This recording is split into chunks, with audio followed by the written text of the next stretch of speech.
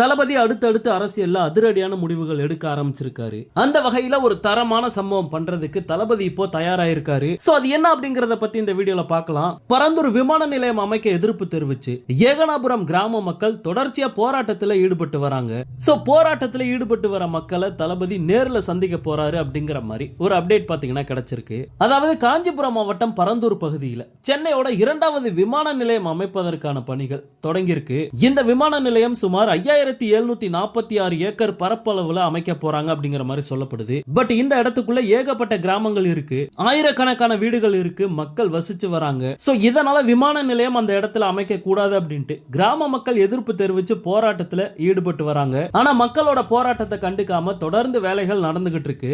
இந்த நிலைமையில பரந்தூர் விமான நிலையம் அமைக்க எதிர்ப்பு தெரிவிச்சு போராட்டம் நடத்தி வர மக்களை தளபதி நேரடியா சந்திக்க போறாரு அப்படிங்கிற மாதிரி ஒரு அப்டேட் பாத்தீங்கன்னா வெளியில வந்திருக்கு. சோ இதுக்காக பாதுகாப்பு கேட்டு காஞ்சிபுரம் மாவட்டம் காவல்துறைக்கு தளபதி தரப்புல இருந்து ஒரு கடிதம் எழுதப்பட்டிருக்கு. பொங்கல் முடிஞ்சதும் போராடக்கூடிய மக்களை தளபதி சந்திப்பாரு அப்படிங்கிற மாதிரி எதிர்பார்க்கலாம். விஜய் வீட்டுக்குள்ள இருந்து அரசியல் பண்ணிக்கிட்டு இருக்காரு அப்படிங்கிற மாதிரி எதிர்கட்சிகள் விமர்சனம் பண்ணிக்கிட்டு இருக்காங்க. ஆனா தளபதி களத்துல இறங்கினா என்ன ஆகும் அப்படின்ட்டு இன்னும் சரியா அவங்களுக்கு தெரியல அப்படின்னு நினைக்கிறேன். சோ தளபதி இப்பதான் ஆட்டத்தை ஆரம்பிக்கிறாரு. என்னென்ன நடக்க போகுது அப்படிங்கறத வெயிட் பண்ணி பாருங்க.